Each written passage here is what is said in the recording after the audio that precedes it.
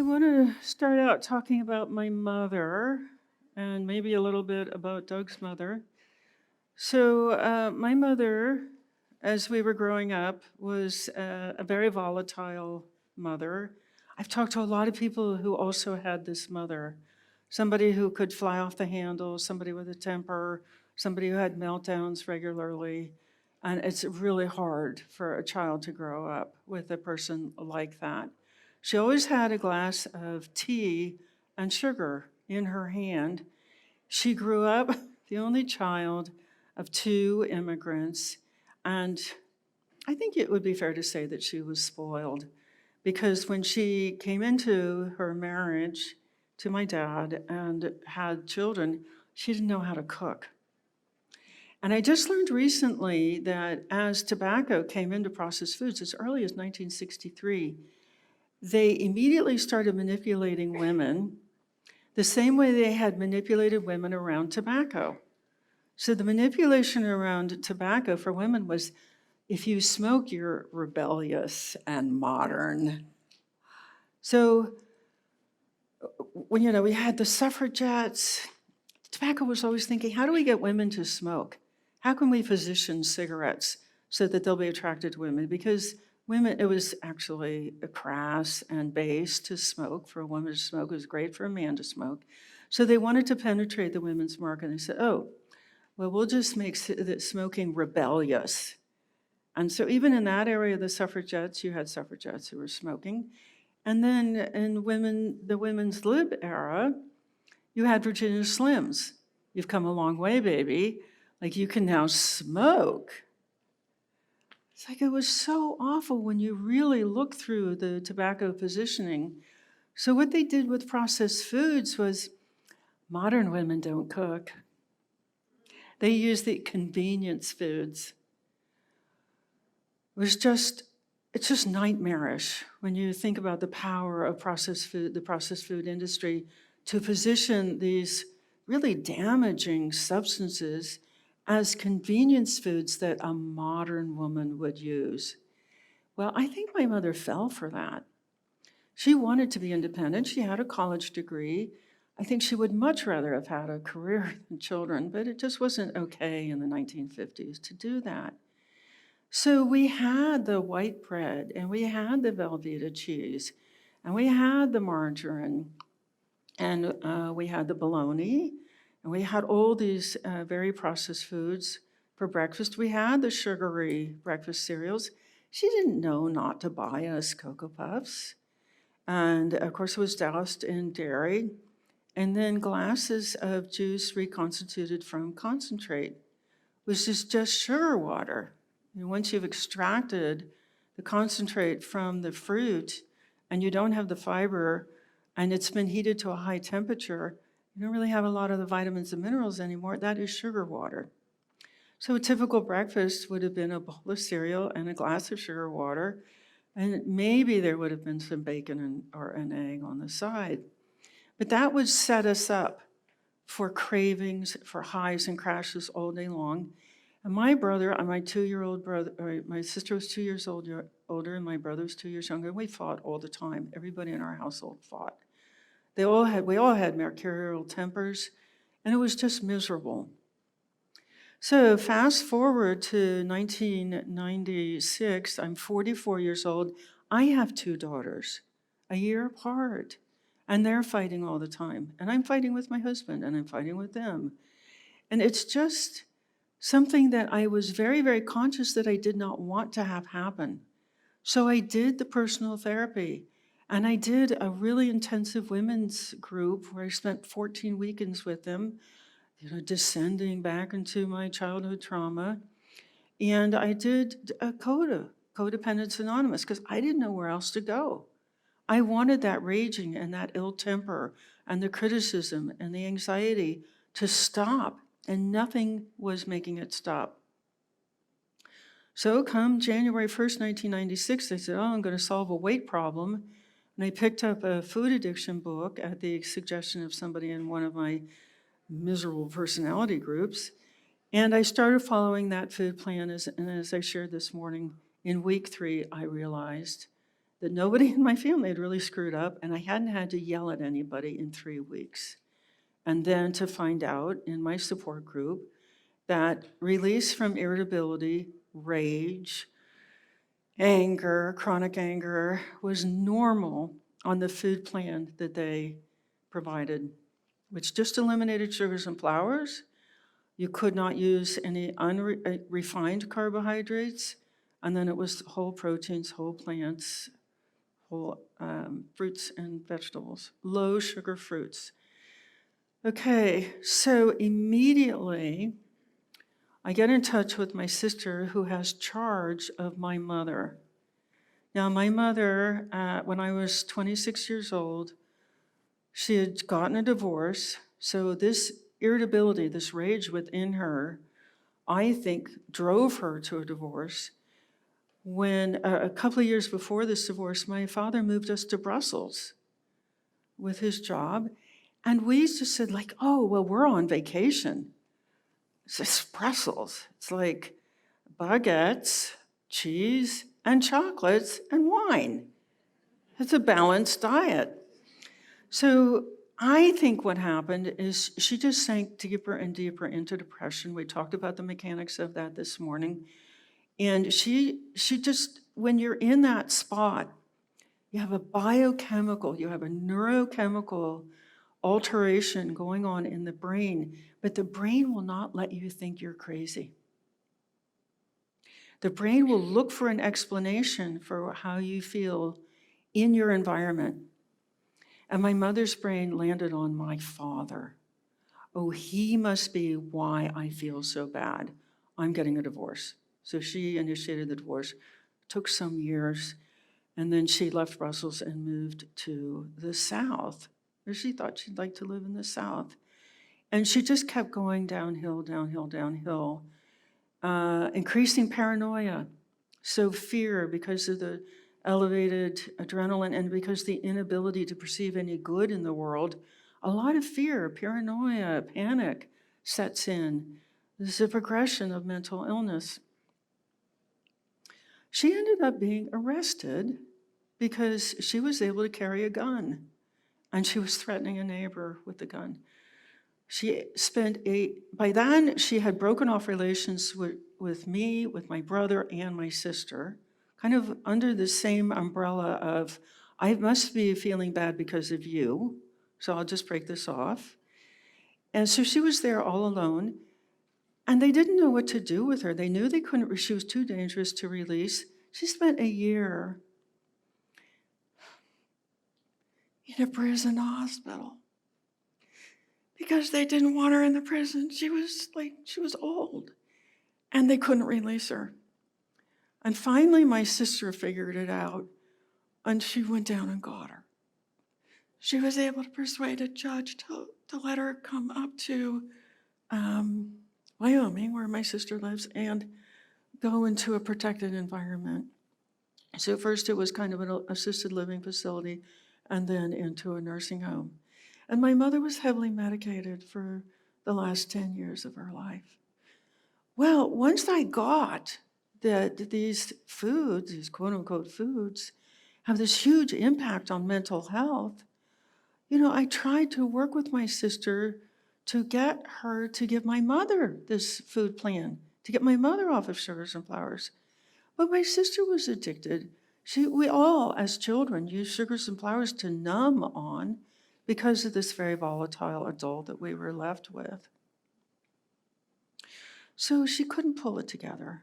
I went out there a couple of times. I sat with my mother's doctor, fabulous doctor. And I gave him my whole spiel, and do you know, he listened. And he took action. He said, I'm going to put no sugar on your mother's nursing home instructions. Oh, wow. Oh, how cool is that? I'm going to meet my mother for the first time. She'll be back to her real self. So I'm so excited. My next trip out there, I go in the nursing home and I'm kind of expecting. And as I come down her hallway, I see an aide running down the hallway with a big gooey dessert. And she turns into my mother's room. And I just could I speak to you first? Did you know that there's no sugar on my mother's instructions? She said, no, no, no. Your mother missed dessert because she was just like having a bad time. So we had to bring her back to her room before she had dessert. So I was making sure that she got dessert. I'm like, okay, this is not working. And this is like, she had not a clue that no sugar was in my mother's file. So I had to give up. I had to give up. I had to give up. By then, I was writing a popular book. By then, people were beginning to really ask me for help. And I know from my codependency training, you cannot help anybody who doesn't ask you first. So by then I had maybe not thousands yet, but I had hundreds of people who knew about the book, who had seen me on a PBS show, and they were contacting me for help. I said, all right, I cannot help this situation, but I can help these people over here. And I began to try. So here I am 24 years into this. I never gave up. I've tried 14 different ways to help people get off of processed foods. And I now know, because as a result of writing the textbook, that this is a very severe addiction. And it's not going to respond to just education. People need to be in a protected environment. And it turns out that a protected virtual environment works just incredibly well. One where they are being given feedback that they're actually spectacular and wonderful and valuable and terrific. And the approach that I take with them is to really line out in detail how strong they are. They're still standing. They've been given 84 diet programs that could never possibly work and made their food addiction worse. They've been led astray by, et cetera, et cetera, et cetera. And they really get the feeling, oh, this is not my fault. I'm not weak-willed, and I am trying hard enough. And wow, so all those things that my mother said and my father said and my aunt said and my uncle said and all these other people said about my weight or about my appetite were not true. I'm actually an A-OK, top-notch person who happens to have survived a lot of trauma. Because when you're told that you have an unacceptable body shape and it's because you don't want it badly enough, that's traumatic, especially since it's not true. So this addiction has been missed and missed and missed. So, I started these online communities. We have the Addiction Reset community, which is a daily community. It's $14 a week because the person has got to stay there. So addiction neurons are just like any other neuron. Once they've learned something, they never forget it. So once you've learned to ride a bicycle, it's almost like, frozen statues. There are neurons that are just like waiting to be stimulated into riding a bicycle because that's what they've been trained to do, and they'll just wait until you're on vacation 40 years later and you think, oh, it'd be so much fun to ride a bicycle. And then those neurons are like, yes! And they zap over to the behavior neurons and they're just like, see, we waited. We can ride a bike now. This is so cool. And then they're done. But they're like waiting for the next opportunity to direct riding a bike. Addiction neurons are exactly the same. They're like, we're going to get that chocolate cake. That chocolate cake, we're going to go in the laundry room. We're going to eat the whole thing. Nobody's going to see us. And they're just like waiting to be stimulated into doing that again. So all the programming of neurons is just a layer of new programming on top of the old layer, which can break through at any time with enough stimulation.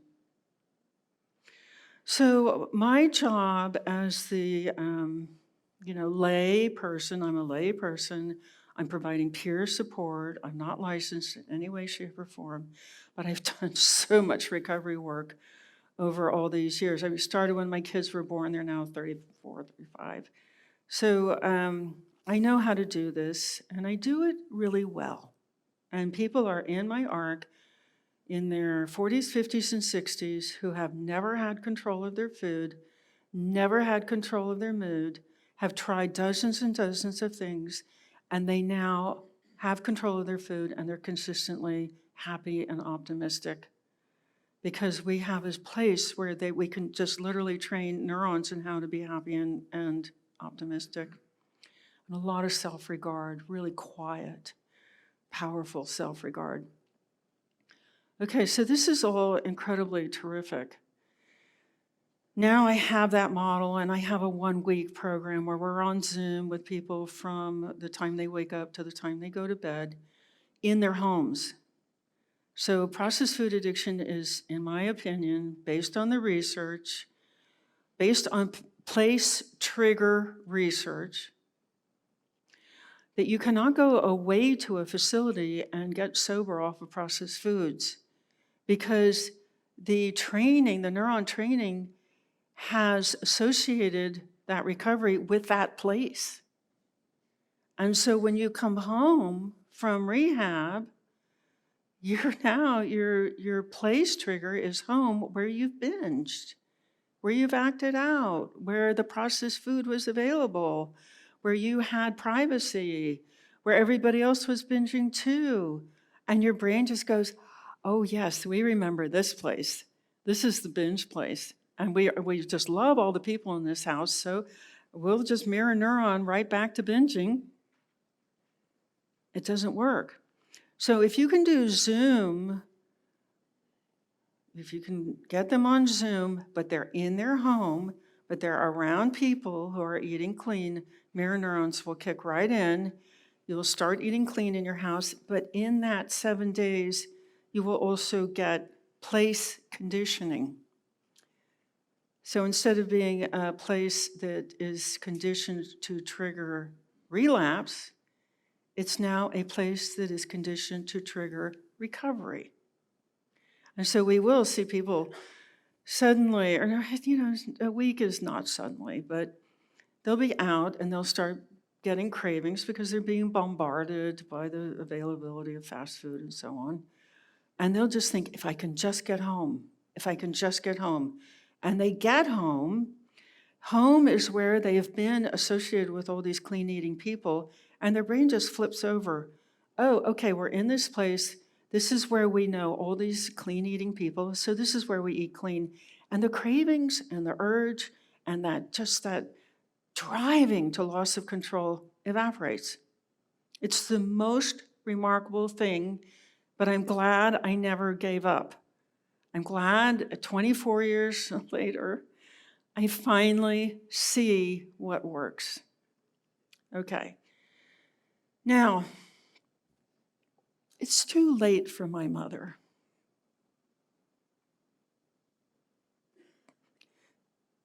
She died 2 years ago at the age of 92, still medicated and still in that nursing home.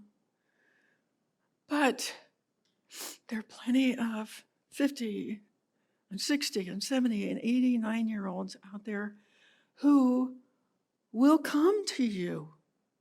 You will see them in your practices. And even if you're not a professional, you will see them around you. And I think of this wonderful doctor who took such good care of my mother to the best of his ability. He didn't have the training to know how to talk to my sister, to know how to persuade my food-addicted sister to change her own habits.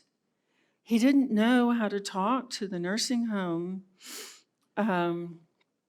owners and operators about why it was essential that my mother only get unprocessed foods and none of these foods that act on the brain like recreational drugs.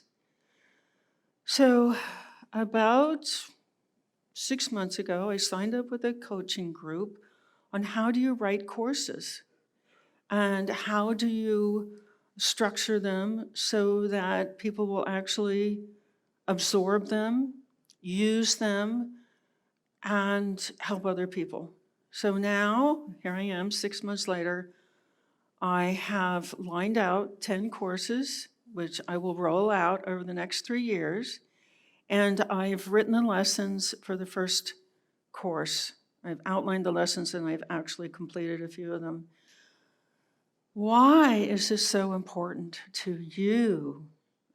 Well, I am hearing from physicians, naturopaths, health coaches, that somewhere between 50 and 90% of the people in their practices who need to make a diet change cannot make that diet change. They get all the information, and we saw this morning how the information is aimed at the frontal lobe, which is not firing typically. And it has nowhere to go. It's just not being recorded by the frontal lobe. And then we saw how mirror neurons, you can go into that brain via mirror neurons. Because mirror neurons are always copying. They're always copying, they're always copying. So if you get that person around healthy people, it might take a long time because those mirror neurons are heavily programmed to follow mainstream culture. And you're saying, okay, you have to leave that tribe, the only tribe you know, and come over here and be in this tribe. It takes a long time. But inch by inch by inch, you will see greater periods of time between lapses. The lapses last shorter and shorter periods of time. There is a progression of recovery. It's not like you hand somebody a food plan and then you're really disappointed that they can't follow it. It's not realistic. So what I hear from physicians is they are so frustrated. They've spent literally, my daughter's an MD. I calculated her education took 10 years out of her life in cost, foregone income, tuition, and all the expenses, about $750,000. It is really hard to think about all that talent, all that education, all that knowledge, all that skill, all that power that the physician or the practitioner has, the desperate need on the part of the client. They're going to have amputations, blindness, kidney failure, heart attack, stroke, paralysis, isolation, depression. You know, we see this really awful slight rise in suicide, fatigue. They're not going to get their life. They're not going to fulfill the joy of having a terrific life. So here's all this talent and skill. Here's the desperate need on the part of the clients. And there is this invisible wall. I think of it like an invisible wall between the practitioner and the client. So I'm going to say this really clearly and really simply. I think if you learn how to pierce that wall, you will have the most incredibly fantastic, unbelievable career, period. Because like when I stopped giving my kids even just sugars and flours and I started giving them clean food, all of a sudden they were at the top of their class. They both went to top 10 colleges in very competitive years. They were good at everything because they were competing with grogged out kids. So I'm going to say the same thing to you. You can learn how to work around this so we don't say mentally ill brain anymore. We say a brain that's functioning in an alternative way. Just to really try to deal with the judgment. You can learn how to reach that troubled brain, and you can have the most incredible career. You know, while all your fellow professionals are like, nothing exists, you're like pulling people out of the dark and giving them a light-filled life. But this is tricky. I mean, it's really tricky. So let's talk about this. So has anybody not been in this situation where you're pleading with somebody? Maybe it's not a client, maybe it's your family member. Can't you just stop eating? No, because you're pleading with like a severe alcoholic. Can't you just stop drinking? No, they need a recovery program. Some health professionals are actually retiring early. I'm working with a health professional right now who retired because he said, I could see I wasn't doing any good. And that's not how I wanted to spend my time. So this health professional is now training to do what I'm doing with you right now. And it's unnecessary. We now know, I can stand up here with confidence because I have 2 years of experience with the Addiction Reset community. We have answers. They're not perfect. I'm still working on retention in that community, but we are getting there. So practitioners who get this, what they are finally getting is how to motivate a client. And then the amazing thing is, now I've seen this for 24 years, is when you get people off of processed foods, and I know this is not going to be the most popular thing to say in this room, but that's the key. And I know there's a lot of benefits to ketones, because I actually cured myself of a seizure disorder that I developed in graduate school in my doctoral program. I went to the literature, so 80, 10, 10. I can do that. And I don't have that seizure disorder now. So I know what a keto diet is, and I'm standing here because of a keto diet. But I've also seen paleo work, and I've also seen carnivore work, and I've seen a clean version of Mediterranean work.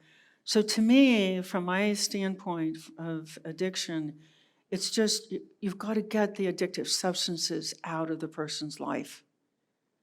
And then what's so amazing, you see all kinds of things just heal up. You see their blood work go to normal, you see their energy come back, and then in this protected environment, because if they are lonely or isolated, they're not going to heal up so well because that's stressful and that reduces health. So now we know how to do this. And I just think that if you're in this room, it's because you want to be a hero. You want to be going to the Olympics and earning the gold medal. You are outside the box. You are here. This looks like a box, but we are all outside the box. So I'm excited for you. You're here, you're open, you're willing, you're thinking, you can see the historical stuff is not working, and you're ready to go. So this is what you're looking for, this transition from absolute hopelessness to absolute joy. You're looking for, well, this is just something I put in there. I'm sure nobody in your training ever said, look, the most difficult challenge you will face in your career will be addiction to processed foods. Did anybody ever say that to you? No. So, but now, here we are, 2020, diet-related diseases are the leading cause of preventable death on the planet. So your greatest challenge is diet-related disease. And this morning, we just kind of methodically went over the evidence that diet-related disease is being driven by addiction to processed foods. So you've worked hard, you've made these incredible sacrifices to get to where you are, and now you have this addiction standing between you and success. But we're going to fix that. So saving patients just depends on this ability to pierce the addiction and reach that troubled mind. That mind that is troubled by hyperactive addiction pathways, maybe a hyperactive primitive brain, and hypoactive frontal lobe, and mirror neurons that have been just kidnapped by the processed food industry. So people respond to breakthroughs. And what we're going to talk about today is how to position knowledge of processed food addiction as a breakthrough to your clients.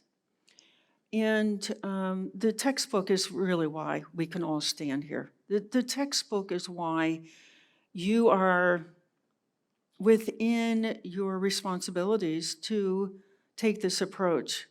It's over. 2,000 citations, just really thorough evaluation, thorough literature reviews of the evidence for processed food addiction. So to me, that's a breakthrough. Not for me. I mean, it was a breakthrough for me because now I understand how serious the addiction is. But the breakthrough for you is that you can defend identifying and treating processed food addiction. You have a scientific book, 240,000 words, upon which to stand. So, for example, you guys heard me give a recap this morning of the story of how tobacco came into processed foods, and within 10 years we had the obesity epidemic. We know how powerful tobacco is because they were able to addict 2/3 of American adults to nicotine. Did you know that 2/3 of American adults smoked in the 50s and 60s? So we know we have this very powerful provocateur there. Now, we're not going to get to the frontal lobe for this particular recovery program, but we can tell stories, and the brain will remember stories. So the approach here is to be very deeply versed in what actually happened, and then share with your clients the stories of what happened. Now, why is this so valuable? Because I can tell you that if you saw this morning, you saw the deep mental alterations that processed foods cause, you are not going to get anywhere by just sitting your client down and saying, oh, guess what I learned? You have a really severe mental illness. So that's a breakthrough, and we're going to deal with that. No. A big component of addiction is denial. So you have to kind of creep up on this. You have to kind of like drop the breadcrumbs for your client to follow through a really dense thicket. And one of the ways is through stories. Now, I'm going to talk about 5 areas where, in my opinion, a client has to be satisfied as to what happened before they will undertake the right level of treatment. So because this is a very deeply seated addiction, it's going to take hours and hours and hours to reprogram those addiction pathways not to respond, and reprogram the frontal lobe to start thinking and making good decisions, and reprogram the mirror neurons to quit paying attention to mainstream culture and instead give their allegiance and loyalty to a group of clean eaters. So let's talk about what these are. This is the first course that I have. I am rolling out now. And this is not the name of it in the catalog. The name of it in the catalog is Heal Food Addiction to Heal Diet-Related Diseases. But this is really what it's about. How did this happen? Because if you just try to say to somebody, look, I have your self-quiz. Looks like you have pretty severe addiction to processed foods. The denial will immediately start rolling. Oh, that's not possible. The government would have protected me. Oh, that's not possible. I have never read anything about this in media. Oh, that's not possible because look, the grocery store is full of these foods and I'm just eating like everybody else. So if you just try to confront this head on, denial will immediately kick up. You'll be pushing and the person will be pushing back. The addiction will be pushing back. So what are the kinds of things that you need to be able to talk about here is what happened. And then to be able to discuss severity. What's a not severe addiction is, very low score on the 11 DSM diagnostic criteria for addiction. It is started older, but this is an addiction that starts very young. Most people will say yes, they'll recognize behaviors 6 or more, which is a severe addiction. It's a lot of different substances. It's available everywhere. But unless you go through that process of really educating a client about severity, they will they'll just think, oh, well, I can deal with this myself. And they won't sign up for the hours and hours per day that will eventually keep them safe, that they can build a skill up to. And the whole convincing about what is the difference between dieting and recovery. Recovery is a serious, long-term, complicated process. And yes, you will lose weight and you get all these other health benefits along the way, but to reprogram that, a really extensive, deep-seated addiction in that brain, it's a long, complicated process, and it's not dieting. So the ability to diagnose, eventually you're going to want to diagnose, which means you're going to want to know the details of how overeating shows up in those 11 diagnostic criteria. And then motivational interviewing. How do you get on the side of the patient? How do you get shoulder to shoulder with them? How do you make this a collaborative effort so that they don't feel alone? Because feeling alone is very stressful and it activates the addiction. So let's get down. I want to show you today the level of detail that is convincing. So it's like the conviction is in the detail. When you can vividly bring up a story for a client, they are much more likely to believe it and then be willing to get the level of treatment that they need. And it occurred to me as I've been talking to people the last couple of days, I think it's fair to say that you are entitled to go through that persuasion process, that you are entitled to be exposed to the evidence, the stories, the history, because I am asking you to take a leap. You're going to just, I know you guys have been fighting this for decades, and you were trained to think about it in certain ways. And I'm saying, okay, are we ready to admit that for somewhere between 50 and 90% of our clients, it just doesn't work? So I think that you're entitled to this information and you're entitled to this process too, okay? So in this first course, there are 6 lessons. The first lesson is the tobacco addiction model. It's a business model. What are the details of that model? Lesson 2 is how did tobacco, just by tobacco coming in 1985 to Kraft, Nabisco, and General Foods, they had a long history, a much longer than I knew until recently, history of marketing sugar to children and sugary drinks, but then it just exploded. How did that happen so fast?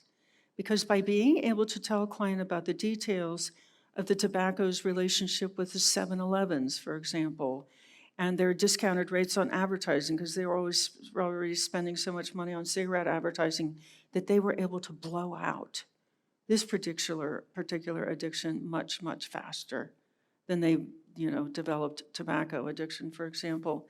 But when you're able to share those details with a client, you can just see it becoming more and more real to them. And making this real to a client is your whole goal. When it's real, they will actually take appropriate action. So number 3, why am I not reading about this in the media?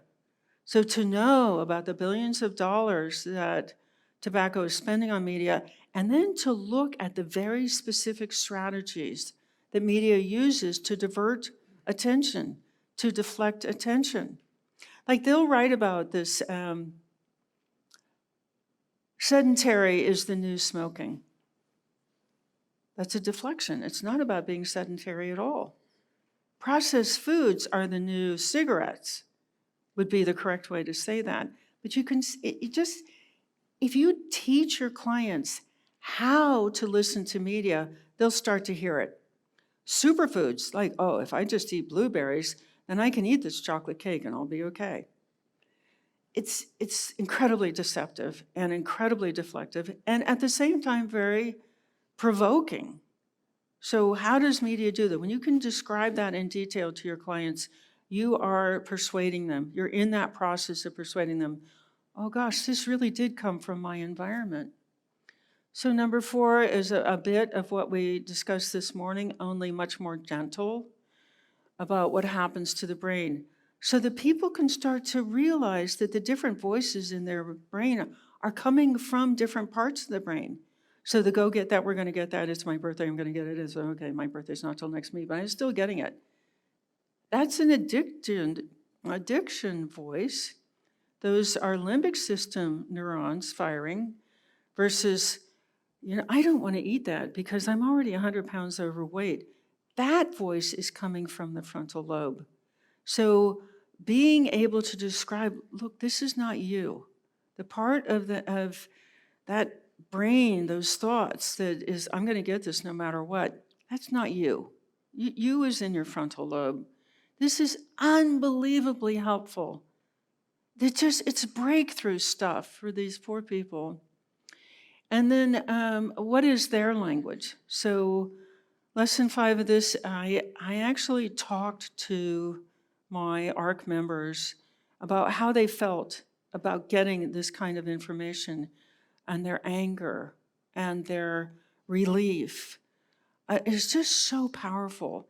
So these lessons get you ready to hear what your clients might say to you. And then it gives you specific scripts that you can say back to them. This is training. This is just basic good stuff. And then to keep increasing your lead with these clients is how do you read the environment with them? You might send out an email, it's just like with a particularly egregious media article or a study, like the media will pick up on these correlational studies because processed food addiction has such a huge constellation of consequences. You see these correlational studies all the time. Sleep apnea causes skin eczema. Because we had measured those two things in this population and they happen at the same time. No. Processed food addiction causes sleep apnea and processed food addiction causes skin eczema. These are kind of universally toxic substances. So you can work on your sleep all you want. It's not going to help your skin eczema. Got to get off the processed foods. So again, this is another kind of diversion and deflection.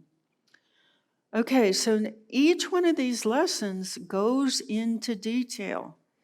So I'm going to take as an example lesson 1, the tobacco addiction business model. The topics are diet-related diseases were spread under this model. The specific elements of the addiction business model, the industries that use the addiction model, and the incredibly sharp increase in the rate of obesity following tobacco coming in. These are all the kinds of details that are very convincing to an individual. And then how clients might react and understanding the context of the client's experiences. So I know it might not really look like you have a traumatized person in front of you. They just look like the normal people in your neighborhood. But by these diet failures and by being blamed or being shamed. One study I saw, it was a very simple study.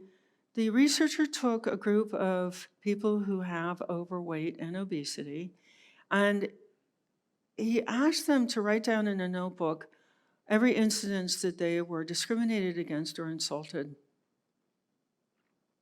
or ridiculed, an average of 5 times a day. So understanding the context, the very I used the word shattered, and I talked to another big addiction person. He said, no, they're not shattered, they're lost. I think they're shattered. But I do think that the soul is immutable. You can put these people, you can just get them to this unbelievably great level of functioning if you know how to talk to them. So find out how to engage clients with detailed facts about how they got hooked on processed foods without their knowledge and without their consent. Then you will have a fighting chance to talk to them about severity. Then you have the chance to instill in them deeply what is the difference between dieting and recovery. And once you've done that, you can then properly diagnose and do a treatment plan if you're licensed to do that. And then finally, you can lead clients through motivational interviewing and fulfill your purpose. You've trained hard to be able to help people through this maze, through these phases. So otherwise, to me, because of what I'm hearing from practitioners, they're frustrated and they're just finding themselves at this dead end. They see the patient needs help, they want to help them, the patient wants help, and there is this barrier there. So you don't want to have a dead end career, and you don't want to be the person who could have helped all of the people around you, but didn't learn how to do that. When you talk to people, when you start the story with the tobacco industries coming in, you're not saying, and you have this. The person will come to that conclusion themselves. Some people already know. Some people will carry that card into your office and they will say, I have this. I can't believe you know about this because I've always thought I was addicted. Now what do I do? You still have to take them through the tobacco story because you still have that process of persuading them it's a severe addiction and they're going to need a lot of hours of reprogramming. So this is what you want to be at the end of your career. You want to be victorious. You want to be the best practitioner around. You want to win the gold medal for the Olympics of practitioners because you were willing to learn how to lead your clients through this. All right, that's what I got.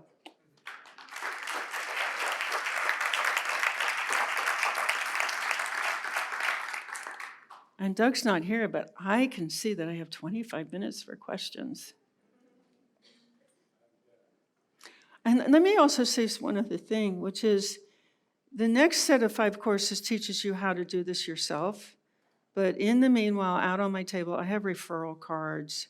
So if you get an addict who, somebody who is suffering from processed food addiction, you can, and you're not ready to manage them yourself, you can, I can stand up here and say you can refer to the daily addiction community or you can refer to our reset week. So you've got new resources. Yep. What are you thinking? What are you thinking? Is this just overwhelming? Is it exciting? Is it like, how do I start? Or how do I get as far away as possible from this? Go ahead. Here, I talked to you for a long time this morning. Go ahead, just tell me what you're thinking. I think you're hitting the nail on the head. In my personal experience, speaking with friends and family and patients who want to lose weight or Sorry, can I just ask if you come and use the mic because it's being recorded as well. So yeah. Thank you very much. To answer your question, I think you're hitting the nail on the head. In my own personal experience with sharing information on low-carb diets and things I've used to lose weight myself, I find that people absorb the information, and even if they understand everything and are super excited and ready to go, if I follow up on them, there's no action that's taken. Yeah. And I realize without a community or network of support or a specific roadmap, it's hard for them to achieve success. So really, that's when I started realizing the same epiphany you've had, is that we're dealing with not just an information problem, it's an actual addiction that needs to be solved so that information can be used in an effective manner. Well said. So how many people in here have ever given great diet advice to a person and had them not be able to implement it? Okay. I talked to you, pulmonologist. Do you mind sharing about our conversation and about what you're thinking? Oh, I'm sorry, there's Rich, yeah, okay. Well, I certainly see it. I'm pulmonary sleep medicine physician. a big part of my population are the bariatric patients who have sleep disorders or pulmonary conditions from their obesity. And I've made it the diet and low carb a big part of my counseling when I'm seeing them for their pulmonary and sleep problems. And I'd say many of them are receptive to the information. I've had some success, but then I've certainly have some people who say, oh, I could never do that. I couldn't give up bread. Or, I had one patient say, well, God gave us bread, so I can't, it's in the Bible, it's not bad for me. It's like, and so there's certainly a lot of denial, so I think, I had never really, thought about the perception of that this is an addiction, in the framework that you put it in, and certainly can see the merit in it. Yeah, thank you. Yes, so I looked, this whole bread issue in the Bible, I looked up the original word, and it can also be translated nutrition. Yeah, so, yeah. And the bread that was in the Bible, that would have been created by typically a woman with a stone on a grinding stone. She would have just broken up those grains to the point where they could be stuck together with water, and then she would have put it on a hot stone, quote unquote, bread. Nothing like the highly refined products that are on the market today. Yeah, and you would have had some slow absorption, and she would not have dumped a lot of high fructose corn syrup in there. Rich, yeah. Joan, thank you so much for this presentation. It was terrific. Thank you. And I appreciated so much that you included motivational interviewing, which is a process where you ask the individual, what's motivating them, what do they really care about? It can be, reducing medication. It could be being able to go on the floor and play with their grandchild. Yes. And that's where you start, where they are, Yes. where they are and what they want. And then you help guide them to a plan to get there. Yes, where and they you want. create this roadmap of really tiny things that they can do. Like if they just move the bread off the kitchen counter and into cabinets so they don't have the visual stimulation, and they come back to the group and they report on that, huge victory, big celebration. They're not used to being successful. So you set them up by giving them really, really small things to do. And then they get used to being successful, and they're willing to take a chance on a bigger move, like telling their husband not to leave it out. All right, this is good. That was my question. What do you do to help people when they have someone in the home who's not supporting them, who's really sabotaging what they're trying to do? So I have a handout at Food Addition Resources which lists the diseases that are associated with processed foods. So we start out by just kind of by leaving that out on the counter.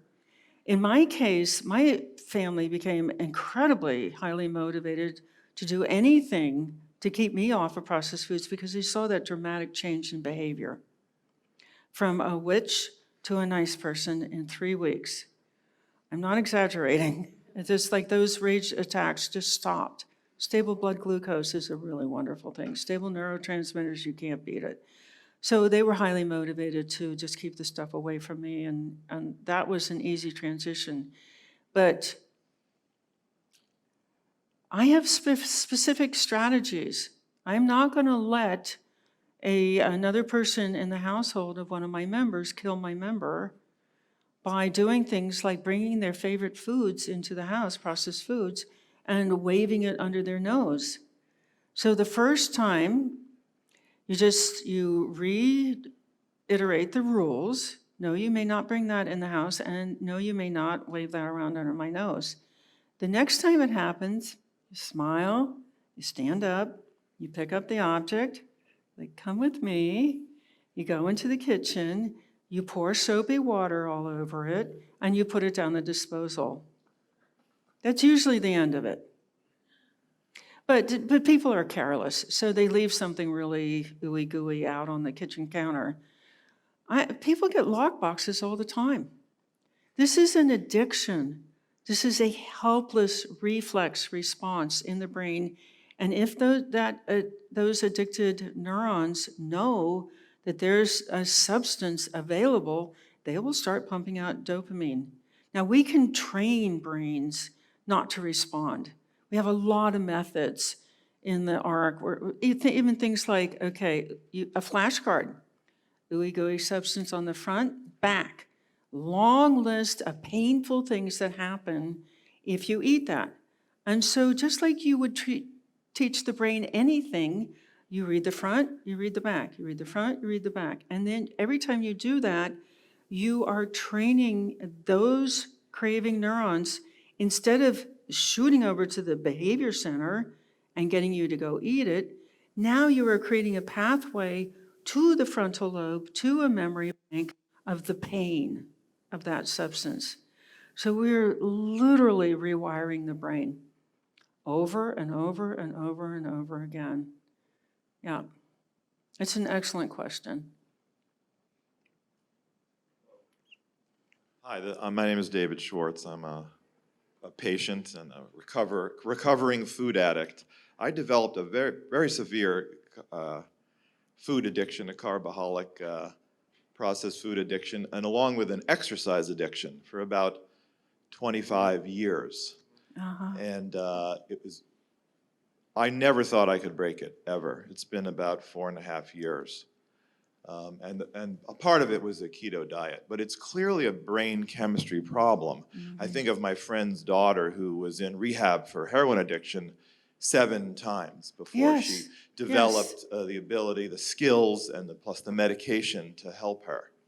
Interestingly, in 2002, after 25 years of doing intense exercise and intense eating, I was given a single dose of Wellbutrin by a psychiatrist who said, well, you have ADHD, you have depression, try this. And after 1 dose, I completely lost all desire to eat and to exercise. It was amazing. I sat there on the couch and I went, exercise? Why? Eat, not eat, doesn't make a difference. But Wellbutrin is not the cure for food and exercise addiction. It merely pointed out the brain chemistry effect to me. Yes. But it was only in 2015 that when I went on low carb, I began to understand the power of it. And I did receive a significant assist in the brain chemistry department from through sauna. I learned about sauna through a thing I created and pioneered called hyperthermic stress exercise. Yeah. And that after 1 session of this exercise, I had the similar Wellbutrin effect. So this is a fantastic example of all the different ways that you can stimulate pleasurable or reward neurotransmitter release other than processed foods. But you're talking about a process of skill acquisition where somebody has a stressful event, it stimulates the craving pathways, and if you have training and you've been given a lot of positive space in which to develop skills, you will turn towards the jigsaw puzzle, or the crocheting, or the walk in the woods, or the sauna, or a hot bath, or, there are just hundreds of things you can do to get that dopamine serotonin release. And that's what happened with the Wellbutrin, which is it stimulated your dopamine instead of the processed foods or the exercise, and so you're content. But the hard thing, and I know a lot of you are licensed to prescribe medications, the hard thing is that must come to an end. And there's the addiction, waiting to reestablish itself. So this process of retraining neurons not to respond, retraining frontal lobe to be responsive, retraining mirror neurons to identify with clean eaters and not mainstream culture, I don't think you can get around that. No, there's no question that there's a retraining effect that occurs. It was only about after 4, maybe and a half years of this, that my poor wife was able to keep cookies in the house. Yes. You know, I told her I was going to Yes. get her a safe, you know, to lock them up in. Yes. But, and I think I received another significant assist from adequate fat intake. Egg yolks in Yes. addition to my meal. That seemed to do Yes. something to my brain Yes. and raise satiety to the roof. Yes. And Well, now I so- can also see, I can see the cookies, the bag of Pepperidge Farm cookies, and that disgusting feeling after. I can make that connection now. Whereas I couldn't before. Yeah. So as I said this morning, fats activate the endocannabinoid pathways, but in a really slow and steady way. So they are satisfying, and they definitely make it easier to, to transition off of processed foods. So processed foods have a high and a crash, a 20-minute cycle. And what you want is that gradual release that's going to last 4 or 5 hours until the next meal, and keep you satisfied and keep you from thinking about processed foods. You've had a lot of great experiences, but you remind me of something that I feel very lucky about. When I got on this and I had the support of my family, I was also natural. I had a lifestyle that didn't have a lot of queuing. I was not a TV watcher. I wasn't a shopper. I was a walker, and I liked to write. So I just was lucky in that I had not so much queuing and already great routines for calming activities. So people say, well, I did this. I never had any treatment. If you go through their lifestyle, they were just darn lucky. Not too much queuing and already established calming activities. Thank you so much for that share. Thank you.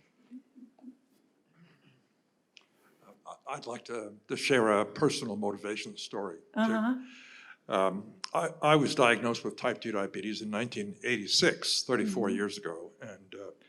And it wasn't because of my A1C. They didn't do A1C tests then. But I was morbidly obese. And by 1991, I was 300 pounds. By 2002, I was over 350, but I didn't know how much I weighed because my doctor's scale only went to 350 pounds. Okay. You know, it was one of those detecto balance scales that we Yes. still have in doctors' offices, some offices. Anyway, I weighed myself in anticipation of going to see the doctor at the Fulton Fish Market in New York City on a commercial scale. Okay. It was an accurate count. It was 375 pounds. And I didn't realize that I was 25 pounds over what I last weighed in his office. So that scared me. Yeah. I was motivated. It's And scary. I walked into the doctor's office. He was an internist / cardiologist, and of course he had on his staff in prior years RDs who had me on restricted calorie balanced diets, 300 grams of carbs a day, and I'd gain and lose like everybody else. I walked into his office that day after I weighed myself at the Fulton Fish Market, and he was standing at the nurse's station, and he said, "Have I got a diet for you?" He had just read Gary, 6 weeks earlier, in July 7th of 2002, in the New York Times Sunday magazine cover, he had read Gary Taubes' story, What If It's All Been a Big Fat Lie? It had a strip steak on the cover with a pat of butter. Yes. He's a cardiologist. He tried the diet. He lost 17 pounds in 6 weeks. And that's when he said to me, "Have I got a diet for you?" Because he thought being obese was a cause of type 2 diabetes, not a consequence of insulin resistance. Yes. Anyway, I started on it, and it was 20 grams of carbs a day, and I followed it strictly. And the first day, of course, I had a hypo. The second day, I called him, and he took me off one of the 3 classes of oral meds I was on. I forgot to mention, as we were walking down the hall to schedule a periodic next appointment, and because he knew he was putting me on this diet, he wanted to see me once a month for a year so he could monitor my blood. But the first day I was on it, I had a hypo. And so I called him, and after getting a candy bar, of course, and he took me off the 3rd class of oral meds. It was Avandia, a DPP2, DK, whatever it's called, class. The next day, he had another hypo, and he cut the other 2 classes of oral meds that I was maxed out on. He cut them in half, And 2 days later, I had a third hypo, and he cut them in half again. Super. And I haven't had a hypo in 18 years Yes. because I soon got off the sulfonylurea that I was on, maxed out on, and the metformin, maxed on metformin. I still take 500 metformin a day, but once in a while now I do a 5-day fast and I continue to take the 500 metformin. My blood sugar drops to 60 after 3 or 4 days of fasting. Yeah. No symptoms because other things are working. Yeah. You don't get hypos. Well, I was assured I couldn't get a hypo on metformin, period, and because it doesn't work on the pancreas. Oh. Anyway, that's my story, and I'm just sticking with it. delighted. Yeah.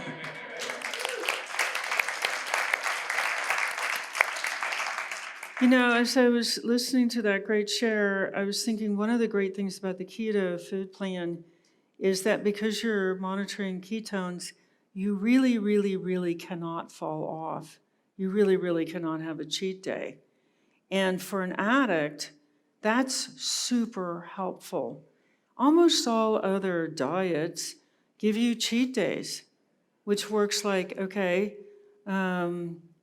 it's a 4-day withdrawal from carbohydrates. So you have your cheat day on Saturday, which means you're in withdrawal Sunday, Monday, Tuesday, and Wednesday. You have 2 days kind of post-withdrawal, and then you have a cheat day. So you're not getting a life. You're just in withdrawal most of the time. Who else had their hand up? Like you've had a frustration, you would like to help a client, but you give them the instructions and they don't respond. Anybody else have that experience? Here we go. Good afternoon, everyone. I'm Mark O'Brien. I'm a registered nurse in South Florida, so welcome to everybody. I've been talking to Joan a lot last couple of days. I just finished up a number of years ago. I was a hospice admissions nurse for about 10 years, and I heard all the excuses, but what she's saying is very true. And, oh, I'm going to die early. I'm only 1 in 9 people that happens to. Oh, well, I'll be taken care of in a nursing home. No, you won't. Your insurance only lasts 3 years. Okay, so I've seen what happens with these people. I really love this whole reset program. I have a question for you with this. And I've been in recovery for 25 years. So part of it is the application amount is that proportion to the degree or the speed of the recovery. So the more people attend your reset, do they advance faster? Yes, the answer is absolutely yes. And the neurological basis is, like if you want to train your dog, and I hate to compare to a dog, but dogs have brain neurons. They do, they have neurons just like ours. Not exactly like ours, sorry, I didn't mean to say that. But if you spend a couple hours a day training that dog, man, that dog's going to be able to do a lot of different things. Massive skill acquisition on the part of the dog. But if you spend 15 minutes a week with that dog is going to take forever to learn how to roll over and do flips and sit and bark, all those things that a dog can do. It is exactly proportional.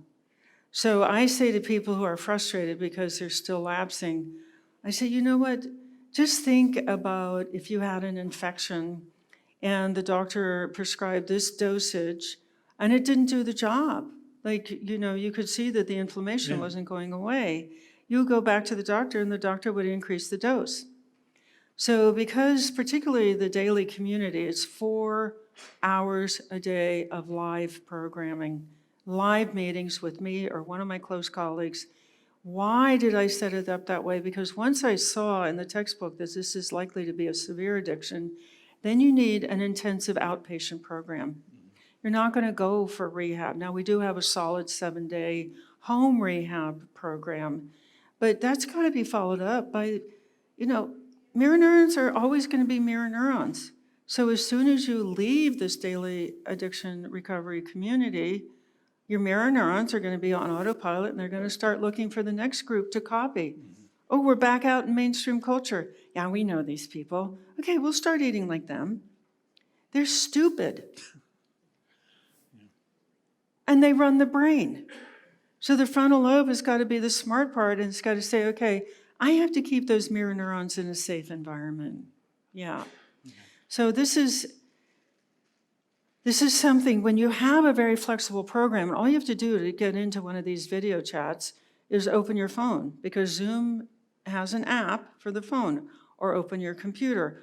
Or you can actually dial in. Zoom has that option, and you can listen. The conference call is all listening, and it's recorded.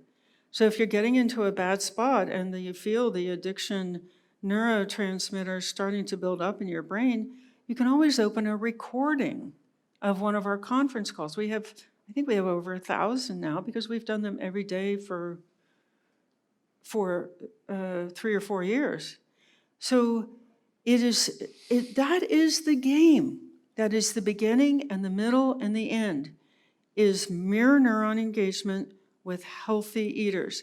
Mirror neuron stimulation through either listening, or better, to see and listen, until you're just, like, you look at some ooey-gooey thing that's just unbelievably attractive, and the thought that enters your brain is, my tribe doesn't eat that.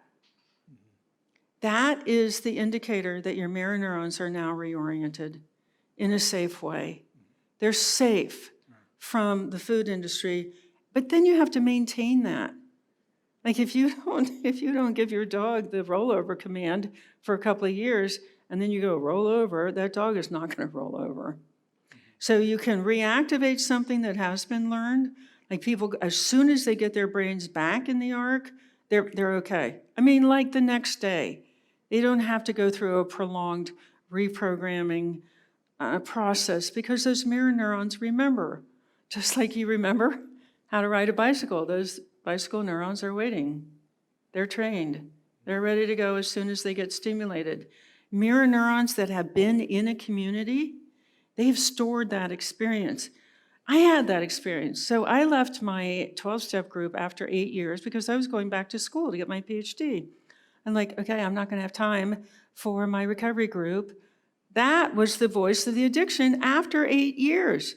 It took 11 years of being among people who were eating processed foods, even though I was filling my brain with the research and doing all the work and writing papers for other people. I started that PhD program in 2004. My dad died in 2014. He was a cookie addict. He wouldn't admit it. But there were cookies everywhere. Everybody brought the cookies that they had brought to him. It was really charming. And there I was in the kitchen, eating them as fast as I could. Because my mirror neurons are like, okay, we've been 10 years watching people eat processed foods, and now everybody's really eating them, and they're our favorites. Total control of behavior, very scary. But I was no longer living in Houston. I had moved to Cincinnati to take care of my stepmom.